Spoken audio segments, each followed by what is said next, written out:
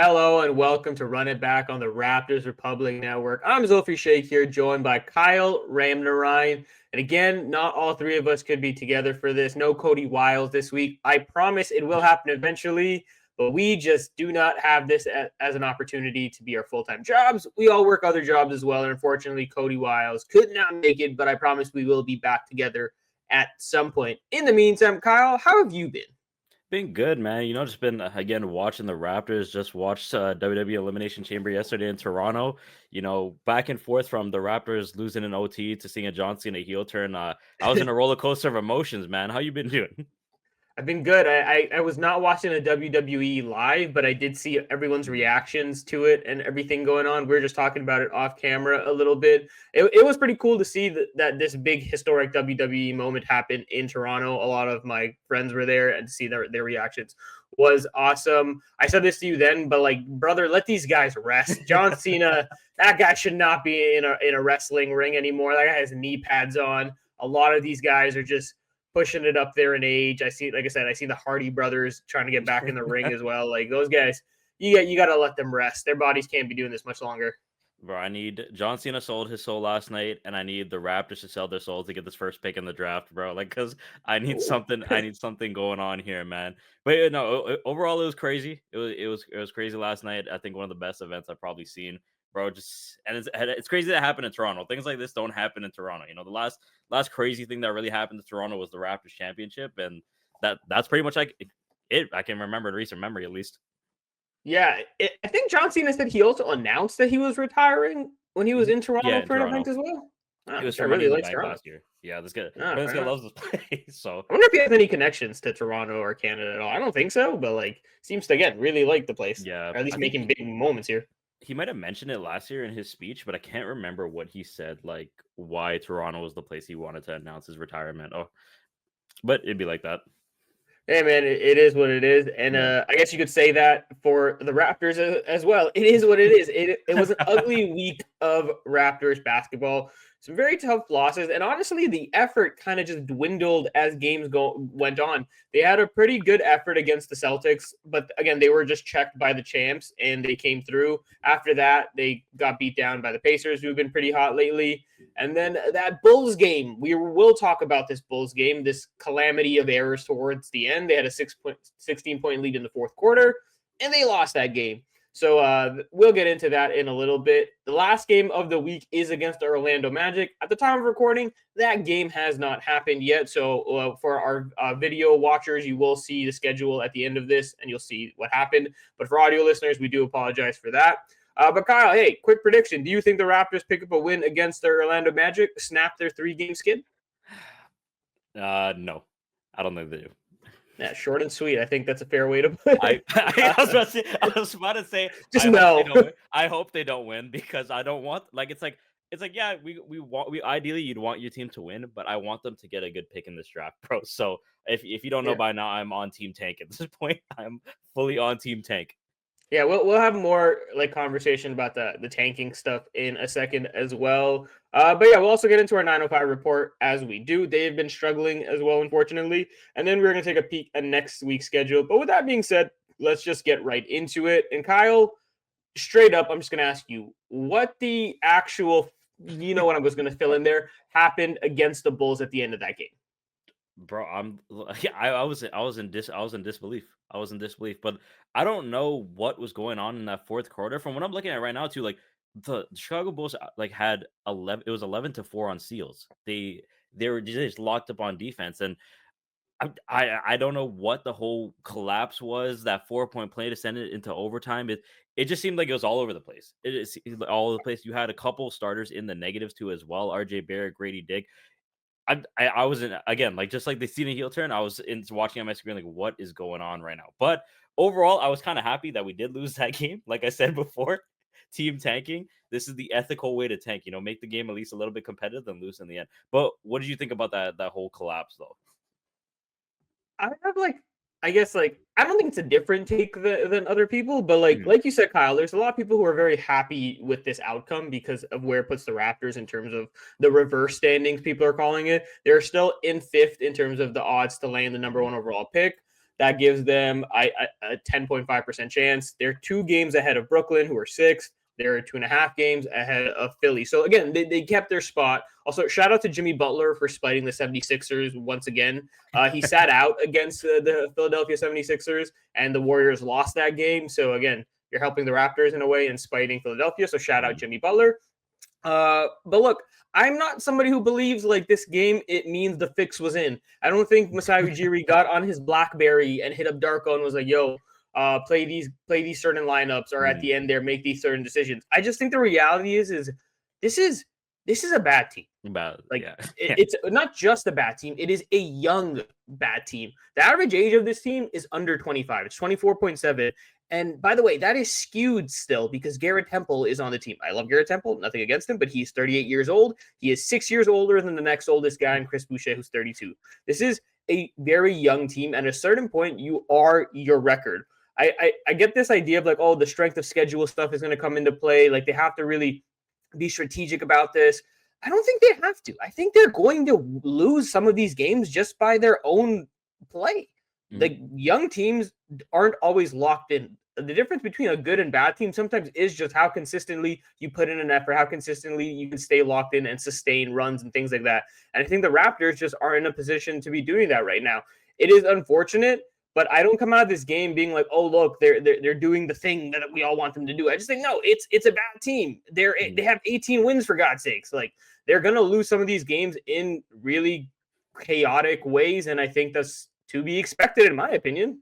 Yeah, it's honestly just growing pains. At the end of the day, it's these developmental years which matter the most. And I don't know if people are expecting too much out of this team to say that, we could, like, obviously we could be doing better. But again, we're learning the different pairings. We're now getting to see kind of a full-ish healthy lineup, because I know we didn't have Yak for coming to the last few games. But overall, this is what it is. Like, we've seen two sides, like the two sides of the page. Like, I was watching the Phoenix Suns game with the Raptors. They were on fire that whole game. They looked like a completely different team. This guy Emmanuel quickly was pulling up from 30 foot, hitting those shots. They're running the pick and roll to perfection. And then they hit 7 threes in the last 4 minutes off the game. It was I thought I was watching the Warriors, bro. The Chris Boucher came in and started hitting threes like it was no tomorrow, and I'm like, okay, so we've seen what this team can generally look like, and that's why I send out that tweet. Like, if we get a good 1 to 2 more pieces, which could be Ingram and maybe a good draft pick, and then like 2 to 3 ish more developmental years, I can see this team contending, because the defense alone that Scotty Barnes played on that game on Kevin Durant, and then when he switched on to guys like Devin Booker, was all NBA level at points. So there have been flashes there, but again, there are going to be losses like this to the Chicago Bulls, and it honestly just comes with the team we have. We're going to have the highest of highs when it comes to beating teams like the Phoenix Suns, and we're going to have the lowest of lows when it comes to choking and losing to teams like the Bulls. But it just comes with having a team like this overall. And I don't think people should say, yep, we just dialed it in at the end. He made the call, lose the game. I think they just lost that game. I think we just played a bad fourth quarter, and that's what it was. That was a young team that kind of fell short of the moment, I think, is the reality of it. And I think to speak to the crux of the thing, the Raptors are going to be experimenting. They're going to be doing things like putting out wonky lineups or certain decision making. Like you heard Darko Rajakovic say this earlier when asked about the Scotty Barnes Emmanuel quickly pairing, and how IQ was like, hey, what if I try this with another guy? And Darko was like, no, you're going to run that with Scotty, because we need to see what it's like between you guys. We need to see you build a chemistry. It's the same thing like playing Jonathan Mobo against the Bulls for the entire fourth quarter and overtime. Like, we want to see this guy become a stout wing player, a wing disruptor. And that's not going to happen unless there's reps there.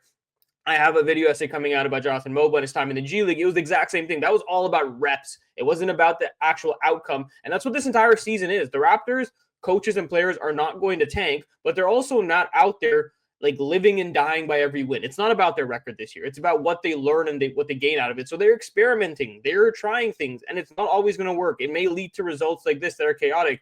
And I'm okay with that, because that is being active versus being passive, right? Like, even if you look at that mistake by Emmanuel quickly at the end there, this is a guy who one of his biggest weaknesses has been as a defender and not being active all the time over there. Should he have fouled there? Absolutely not. Should he have been more self-aware of the situation? Yes. But that was a mistake of action versus inaction, right? He closed out too hard versus not closing out at all. Like, that is something that's unfortunate. You don't want that, but it's a guy who's trying. which is what Yeah. you want from these guys. He's aware of where his weaknesses are, and he's going into it trying to make a difference. And I think that matters. Oh yeah, definitely. It again, it comes with the game and it comes with the reps of learning, what to do, what not to do. What do we do in the situations, especially when you have a young team and you're building a young core. Like these things are going to happen, and it's better that they get the experience now than later on, because this is how we learn. Again, what lineups to run. Okay, how, like, again, like you said, how active do I got to be on defense? Should I close out of there? And they're going to watch back the film and they're going to learn from this. At the end of the day, you got to take the bright spots from all the L's and all the losses, and they can learn something with each loss and each win overall too. And especially, I don't think, like, people realize too, when Ingram gets healthy and say he comes back next season, we're kind of going to have the same type of growing pains again. We're going to have some nasty losses again, because Ingram is a bona fide scorer, bro. He's one of a top scorer in the NBA. So now we got to figure out that lineup with RJ and Quickly and Scotty and Grady, and how's that going to work? And how's it, like, do we need a better center? How's it going to work with Jakob? So it's going to be even more growing pains now. So I feel like people just gotta get used to ugly losses like this, and kind of just scrambling to figure out what works best for the team, and figuring each other out, like each other's tendencies, I should say, because it's gonna be more of the same for I should say, like, the next 2 years. And especially if we get a high draft pick, we got to figure out how that player works into. If we draft someone like a Cooper Flag, like a Dylan Harper, like an Ace Bailey, someone like that, So overall, I think it's just growing pains. I think that's probably like the morale, or like the message of the season from this team: just growing pains and just hard losses, but good wins. Yeah, and I think the interesting thing a part of that as well is, like, you talked about the whole Brandon Ingram fit of it all. There's been a lot of conversation about Brandon Ingram's contract, the money that's being added. You're eventually going to have to consider paying RJ Barrett again, Jakob Poeltl, two guys who were extension eligible after this season. And I think a part of that is knowing who is not going to stick around beyond that point, right? Mhm. So, like, I got like Ochai Abaji. His rookie scale contract is going to be up soon. Like, are you willing to let a guy like that go? Because again, hey, a guy like Jonathan Mobo is somebody you're developing.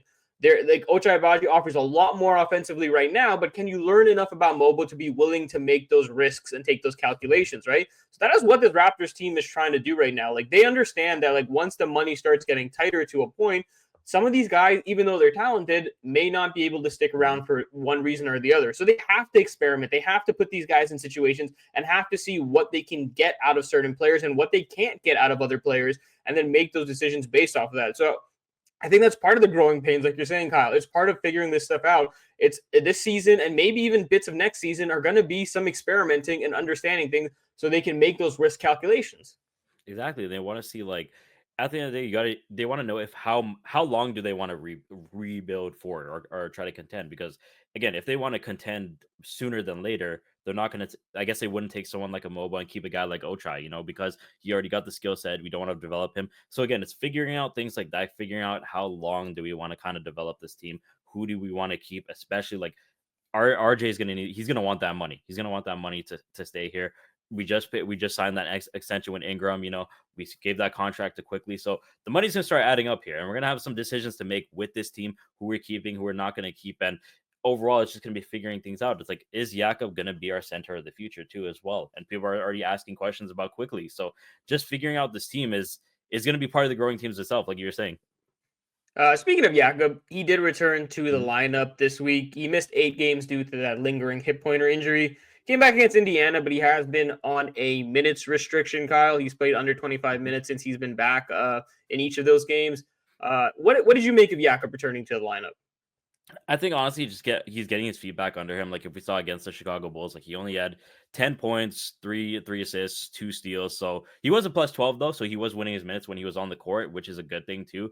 I noticed, like, you can see the difference and just the level of intensity he brings versus when he's not there. Like, when I was watching that Phoenix Suns games and we had like a guy like Orlando Robinson starting, it was just night and day. Like, his hustle, his energy doesn't really compare to Jakob. He's always putting himself in the position to get the boards, trying his hardest on defense, running those pick and rolls.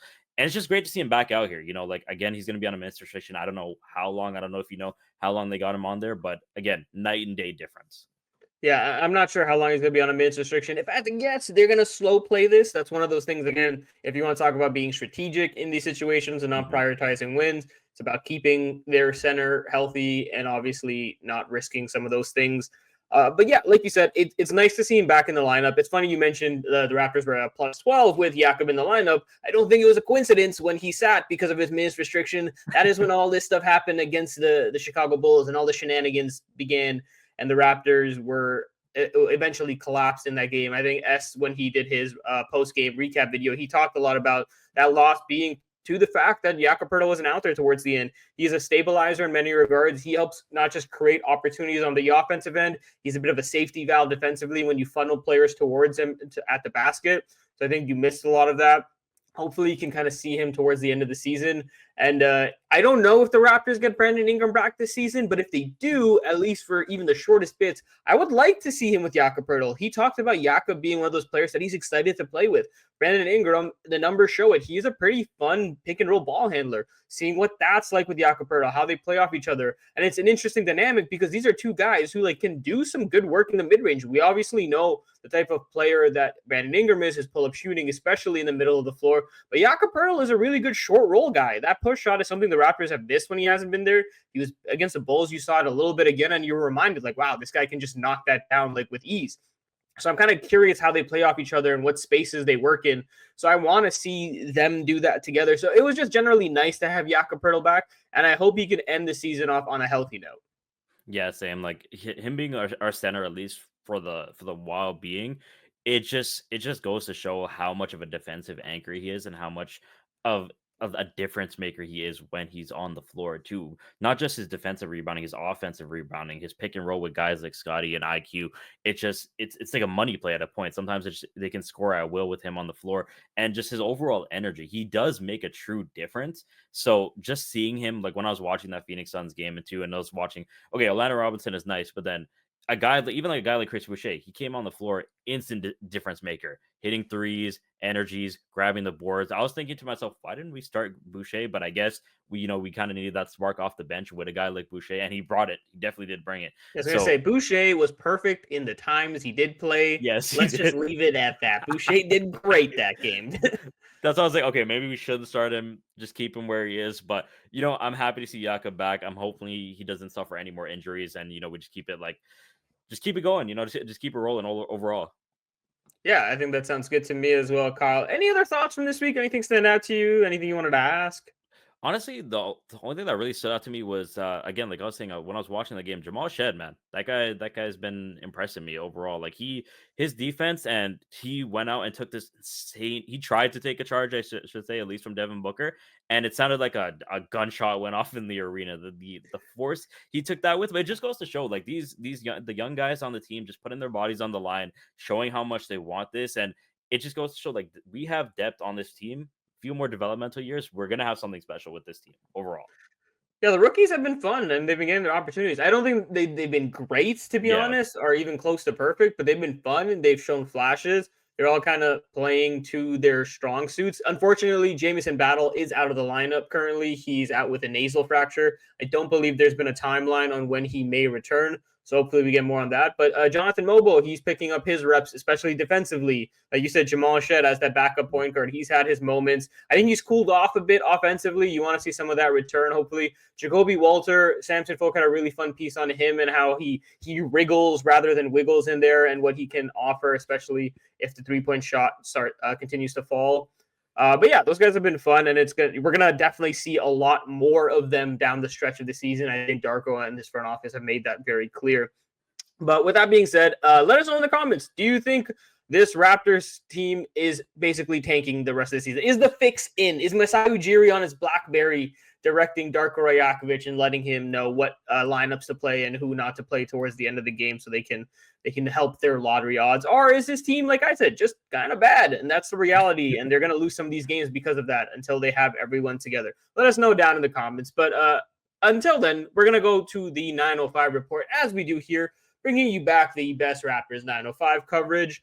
And it was a pretty tough week for the junior Dinos, if we're being honest. They are currently on a 5-game losing streak. Their last win came at home against the Cleveland Charge on February 12th. They went 0-3 if you look at just this week, with road losses to Oklahoma City Blue and then Wisconsin Herd twice. Now, they do have one more game on the road against Indiana on Monday before they return to the comfy confines of Mississauga and the Paramount Fine Food Center as the 905 begin a 5-game homestand. Kyle, before I give, I guess, my takeaways and my thoughts, like, what have you made of the Raptors 905 struggles as of late? It's been just tough to see. You could see they're missing guys, or like I should say they're missing guys like Shamshay, like Jamison Battle, and I feel like they're just trying to kind of get their footing in again. Like it's kind of like the Raptors. You're just trying to figure out what lineups are working and what aren't, what isn't. But what's crazy too, this last Wisconsin game, I'm just I was looking at the box, the matchup, the stats. I was gonna ask you, how did they lose this game? Because they they had more assists, they had more rebounds, they were doing everything right. They're shooting better from the field. It just looks like they kind of, what was that Westbrook quote? Did they win this game or did you lose this game? I feel Yeah, like they they just stole defeat from the jaws of victory is what happened in this game. And that's kind of been the story for the 905 lately. like they outscored them on points in the paint. They had more fast break points. Like it was, how did they lose this game? Can you fill me in on that one? I don't think they have a this semblance of stability right now. And the big thing for them is they haven't been able to put 48 minutes together. And that was Mhm. actually a problem for this 905 team earlier in the season. Drew Jones, one of his biggest harps in the first couple of games, especially when they struggled, that tip-off tournaments where they only won like I think it was 5 games. It was like we could not put 48 minutes together. The 905 had plenty of leads. They had plenty of runs. Even when they were down in games, they would come back, but they just couldn't get over that hump and execute in those like game-deciding situations. And then you add in some of these Raptors rookies, whether it's Jamal Shed, Jakob Poeltl, or Jonathan Mobile, who spent the most time there. You had a guy like Ulrich Shamshay step up and make developmental strides. And you saw some of that stuff starting to click. Jamison Battle as well. Like those are guys who stabilize a lot of those situations. And when you take those guys off, when you lose that stability in your roster, even a guy like Jared Rhoden has been kind of up and down when he's been on his 10-day. AJ Lawson has been out of the lineup a little bit as well. Obviously, their leading scorer. So that has hurt them quite a bit lately. And I think that's the biggest part of it. They just haven't been able to sustain consistent leads in games or execute down the stretch. And both those games against the Wisconsin Herd, they had leads in those games. This game yesterday against the Herd, I wasn't able to watch it live, but I see the box score like up until the third quarter. I'm like, cool, they finally get a win. They snap the streak. And then I look this morning, I see Cody's recap, and it's like they lose a heartbreaker. I was like, what the heck happened? And it was a bit of the same thing. Like, it was a fun game. There were some lead changes, but the Raptors 905 comfortably were ahead in this game at a point, and they just weren't able to execute down the stretch. And that leads to another loss. That's 7 of their last 8. They've been falling in the standings. Last I checked, they were 7th. This is a team that was kind of leading the Eastern Conference during the regular season for a bit, so it's unfortunate. You're just hoping, like you said, Kyle, you hope they kind of get their footing under them again and are able to sustain as they hit this homestand. I think that might be a bit of it as well. They've been on the road for quite a bit. If they can come back home, kind of reset, get re-energized, I'm hoping that'll be something that can kind of get them back in the win column. Yeah, yeah, that's why I agree with you too. Like I'm just looking at it and it just looks like just up and down from the different I should say like players on the team. Like a guy like Kenny Chandler. Like again, he's playing less minutes, I guess, because he's not really the true point guard like we were talking about before. But you know, in the second game against Wisconsin, he had 9 points, and then the most recent one, I think it was It's six. 6. That's So 6 yeah, points, like 2 of 5. he's been struggling as well. So it seems like they're just hitting a bad stretch. It looks like, you know, they're kind of just fumbling these big leads. They're not putting these 48 minutes together. And it just feels like they're kind of losing their identity in a way. I don't know if it's all these different lineup changes, you know, with the Triple J's coming in and out of the lineup. And then you have Shamshay not playing right now and then not having Jamison Battle. And then they're just kind of figure everything out. So maybe that's contributing to it. But I feel like if you're up against the Wisconsin Herd and you have a good lead, we should not be choking this game when it comes down to the final minutes. Losing 102 to 104, like that's Raptors levels of collapse in the fourth quarter, just rubbing off on each other. Like what's going on? Yeah, like this team is clearly streaky right now. The 905 are they'll have good quarters or good runs, but like I said, they can't sustain it. I think you're right, Kyle. A lot of that has to do with the fact that their just roster is in flux. Unfortunately, that's also the reality of the G League. If you want to be a good G League team, a part of it is just being able to sustain through that and kind of have guys step up. But unfortunately, the Raptors 905 have not been able to do that. What I will say is I will shout out Evan Gilliard and Eugene Omarui. These are two guys who have been playing really well of late. Again, Evan Gilliard has stepped into the starting point guard spot. That was a very intentional decision by Coach Drew Jones in slotting him in place of Kennedy Chandler because Evan is more of a pass first guy. He sets the table a lot better for some of these guys, and that's been noticeable in his play. And then Eugene, he's really stepped up with Jared Roden kind of slowing down a little bit, even though he had a really good game in that second loss to the Wisconsin Herd. Like Eugene has been a good force for them, kind of filling in the Jonathan Moba role as an offensive initiator a little bit, but also just a scorer and a guy who can convert efficiently. I think that's been super helpful. So I just wanted to shout out Eugene as well because he has really, I think, been their best player aside from Jared Roden during this stretch. I know Frank Kaminsky's there, he's done his things, but Eugene has just been doing a lot for them as of late. Yeah. With Frank Kaminsky, like what's going on with that? Like, is he still trying to just look for a shot at the NBA? Is he just doing what he can to help out the team? Because I know we're just doing what we have Frank Kaminsky, and I've just been unsure about his future with the team and what he's really trying to accomplish here. I'm guessing it's just to try and get back into the NBA. Yeah, he's basically just like working for a 10-day or like Yeah. working to get that opportunity. I don't think a team is going to put him on like a two-way contract. You usually see that for like younger players, somebody who can kind of eventually make his way into the roster and stuff like that. I don't actually, what am I saying? You can't sign a two-way as a veteran player. Isn't it like just for like the guys who are in their first 3 years in the NBA? Yeah. Ignore me. I am not Blake Murphy when it comes to G League machinations. I am learning. I am new at this. I'm sorry about that. But look, Frank Kaminsky, he's battling for 10-day contract. That was the thing once he joined this team. Yeah. He was just going to be playing his butt off and trying to earn an opportunity. I think for him, it's like he is who he is. He can offer a punch on offense. He can shoot and stretch the floor a little bit. There is a lot left to be desired defensively. And he does not rebound particularly well. I don't think he's a 7-footer, so just by sheer size, he'll get you some boards and a couple blocks here or there. But I wouldn't say he's stout at either of those things. So it's just like, does a team want to add that kind of a guy, add his size, and a guy who can stretch the floor a little bit? That's what it's going to come down to. But other than that, yeah, Frank Kaminsky, he's been doing his thing with the 905. To his credit, he's been a solid contributor on both ends of the floor, more or less. So it's one of those things where, like, is a team just going to come forward and be like, hey, we're giving this guy a shot. We know he's been in the NBA. He's shown it before. Yeah, and what's tough is I'm looking here too. That most recent loss, he was a -22, which is kind of nasty. So like, yeah. Look, he's not really stopping anybody on that side. Like I said, by sheer size, he can get in the way. He can maybe get a couple blocks, but he's not really keeping anybody in check. It's tough to see, but hopefully the boys figure it out. I think they can if they get some sort of consistency going. Kind of ball up top and figure it out. Look, and it's not these aren't like small like absences you're feeling, right? Like again, AJ Lawson, your leading scorer, was out there last game. You have Jonathan Mobo and Jamison Battle who are out. Those were like Jamison Battle, one of the best 3-point shooters as a rookie in the NBA, but also in the G League. Jonathan Mobo was one of their best defenders and their primary on-ball defender when he was there. You even look at a guy like Ulrich Shamshay, like obviously super young, but he was an anchor for them defensively in his minutes. He had the best defensive rating on the team, and now he's out for the season with an MCL tear. These are big holes to fill, and I don't think that's particularly easy. Like, do you want to see them figure it out? Yes. But like you said, Kyle, like it's going to take some time. The unfortunate reality is they don't have a lot of time. You're coming into the closing stretch of the season. If you're trying to make a playoff push, you really do have to get it together. Like I said, I believe they're in 7th. They should still make the playoffs, but you're kind of really playing with fire right now, and you do have to figure it out. But I will give them some leeway that, again, hopefully this homestand that's coming up in a couple days on Thursday, that should help them rejuvenate a little bit, get some rest, get healthier, and then see them kind of get back to the basketball they were playing earlier. Yeah, and I don't think there's much to be said right there. They just kind of, again, get back healthier, get the players you needed, and kind of find their footing once again, while heading into the playoffs, and see if they can make us a last-minute push.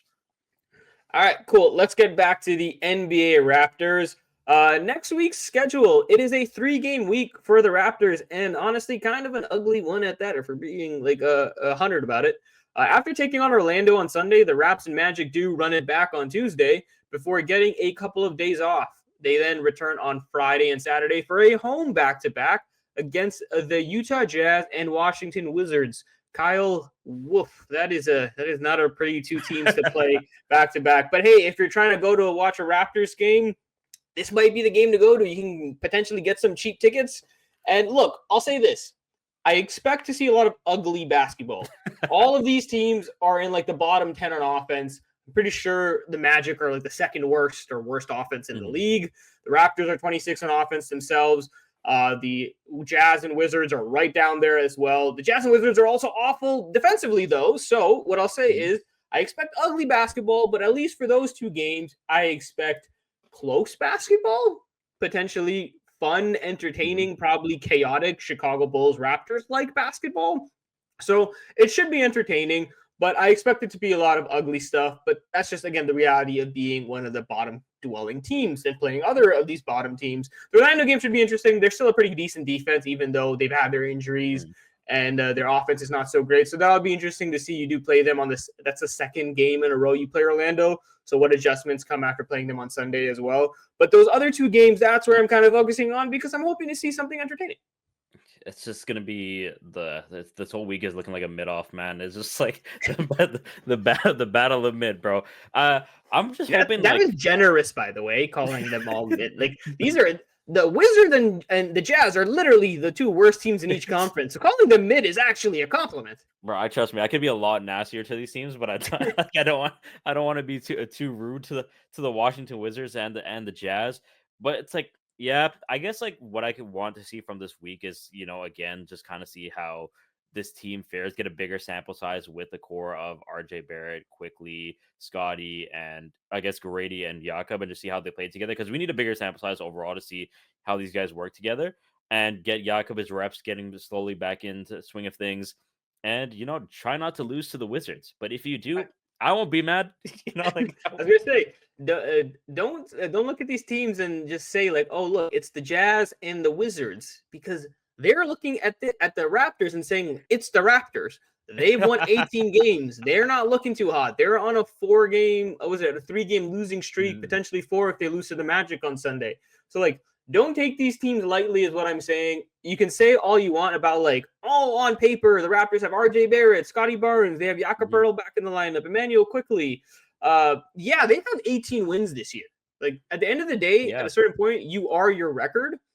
So, that brings me back to the whole like strength of schedule stuff and people talking about like, oh, the Raptors are somewhat better than some of these teams that they're around. Hey, man, the Philadelphia 76ers were looking to be a fringe contender in the Eastern Conference. Look what happened to them. They're right there with the Raptors. So you can talk all you want about on paper, but on paper, this team is a bottom dweller right now, and they're right there with the Utah Jazz and the Washington Wizards. Should they probably beat them? Yeah.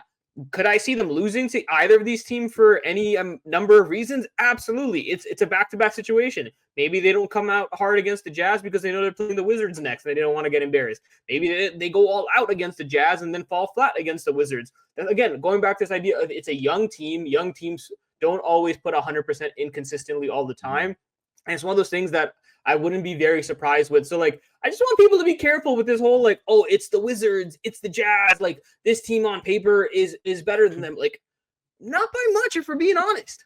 Exactly. I'm going into this week expecting just to see CTE basketball. That's what I'm expecting. That's what I'm expecting to see. Like, I'm not gonna be like, yeah, the Raptors are gonna beat them, because I've seen the Raptors do some crazy losses, bro. I've seen some insane losses. We just saw an insane loss the other day. Jordan Poole could go for 50 on our heads. So I hope he does too. But I don't see them like, it's not gonna be like, oh yeah, they're definitely winning this matchup. It could go either way. Again, for me, when it comes to these games, because we're having such a bad season, it's just reps, figuring out what works the best offensively, getting our reps on defense, and that's it. That's been it for me this whole season. I'm not being like, you got to beat this team unless we have like a rivalry with a team. It's only just been get your development in, figuring out what works, and get out. That's all you got to do. Yeah, I think that's a great way to put it and a great way to end it off. Look, everybody, that does it for us this week on Running Back. Thank you for tuning in to another edition. We'll be back next week, hopefully. I know we were gone for a couple of weeks, like we said before, with Cody not being here. It is a little difficult with our schedules. I know Kyle has a new job, Cody has a new job, so we're all figuring that out. So hopefully we will be back next week to recap more action. But until then, please make sure to subscribe to the Raptors Republic YouTube channel to get your channel to get your daily fix of coverage, and hit that like button and the notification bell so you don't miss anything, and help share our work. Hopefully a lot of work goes into this. But yeah, thank you everyone for being a part of this, and don't forget your number one spot for Raptors news, analysis, and opinions, like Kyle wanting the Raptors to tank all the way, is available on raptorsrepublic.com. But with that being said, for myself and Kyle and Cody, Have a great week. We will be here once again to run it back. Peace.